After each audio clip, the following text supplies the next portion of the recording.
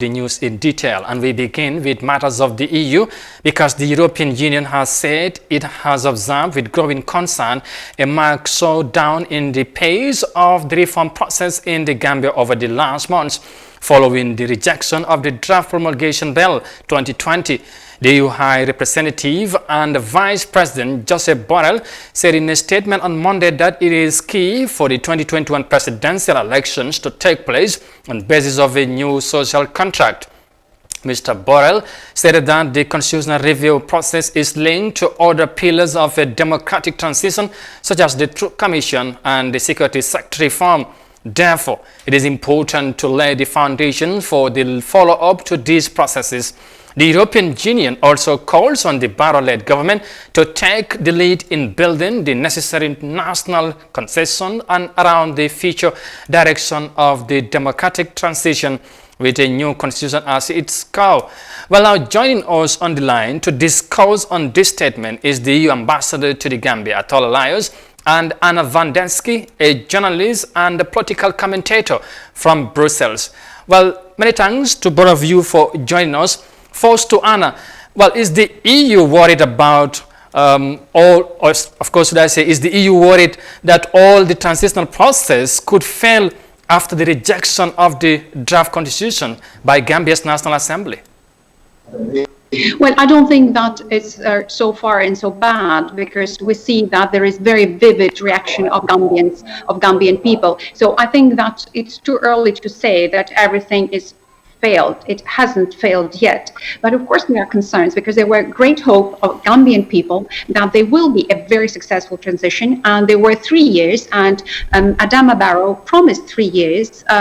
And there were different plans, different pillars that the government has to follow. But unfortunately, it didn't happen. And now there is certain pause, I would say, because this pause has caused a frustration of people. But I mean that the crucial thing is that Gambians are very active, and they protest and they express their opinions, and still you feel that they're very different people. And it's great that they have these expectations and they apply pressure to the government and to the leadership. Right. But still, I think that now the ball is on the side of the legislators, because the greatest frustration is that they didn't react as they should.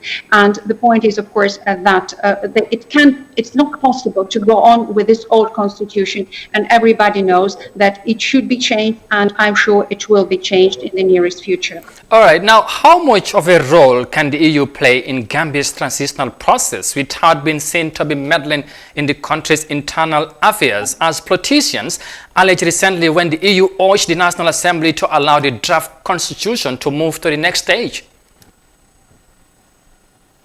You're asking me? Yes, you, Anna.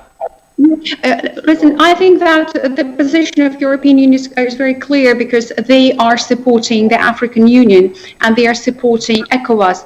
So they are supporting African countries and African leaders who are trying to guide this transition period, or to assist this transition period, which is very much are expected by people of Gambia. So I don't think that our European Union, or it's a misunderstanding that European Union can replace, or any international institution can replace the nation construction and the state construction by in any country, including Gambia. So I think that the biggest pressure should be applied to legislators, that they have to fulfill their work, and they have to be creative and to be active and to be effective, because what happened with the Constitution shows that they are not effective in their roles. So I think that what you can do, it's already doing a lot of things, and it has been doing, and it also has been supporting the Gambians are economically. And for example, they have brilliant projects like clean energy for Gambia. Okay. So, but all these kind of things are secondary to the will of Gambian people and to the creativity of their legislators. Okay. And they have to be the nation. To Mr. Ambassador now, Mr. Ambassador, it appears the enthusiasm, of course, from the government on the transitional program from the start is now dwindling. Now, is the EU worried the entire transitional process could fail? No, I think we will have to take the HRVP statement as it is. It's a very clear expression of interest, promoting the values we are representing, and of course in support of democracy building in the Gambia. This is not about the system failing. This is rather a strong call on the continuation of this democratic transition by delivering results in the various different avenues the government has started and the country as a whole has embarked on since 2016. Now, the EU has been providing support to the current government since 2017 regarding transition and other programs. Now, wherein the entire transitional process fails to get the political will from the government to be fully implemented, will the EU consider cutting to the Gambia? I do not see the government failing to carry on with the changes. So I don't believe that we are at a stage like that and the transition is not failing. I do believe what is important to underline that there is still 1.5 years ahead of the Gambia till the next presidential election. So it is keenly important that the time is used most efficiently to make sure that the interlinked, interconnected pillars of the transitional justice will all lead to the ambitious objectives. Now, finally, Mr. Ambassador, what do you think could be the way forward? Can you please repeat your last, because I couldn't hear you. I was just asking, what do you think could be the way forward?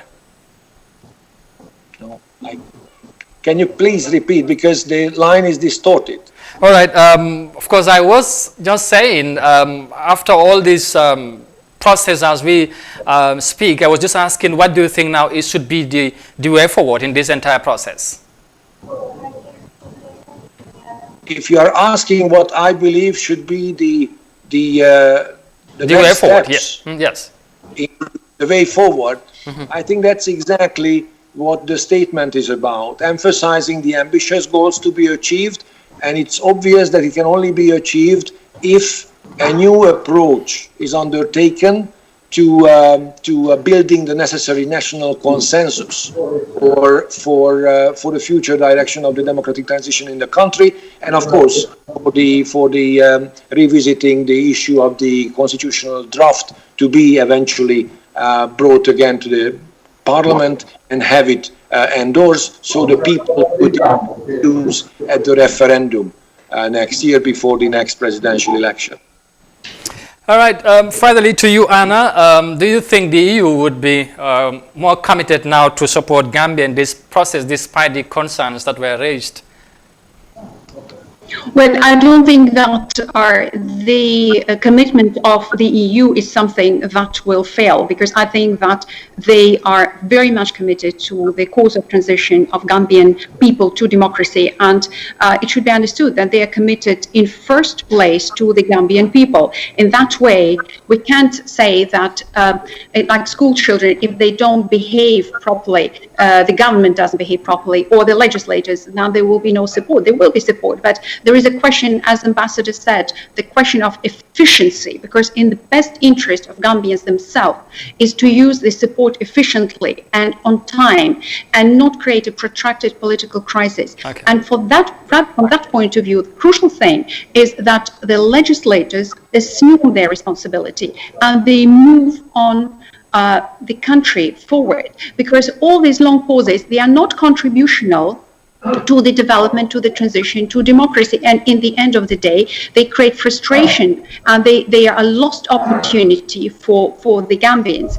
So I think that I wouldn't agree with the way you formulated the question, right, that something happens the EU will not support the Gambians, because there is a commitment to Gambian people, and that will stay. All right, thank you very much, Ambassador Attila Lajos, and of course, Anna, a journalist and political commentator from Brussels. Many thanks to speaking to us.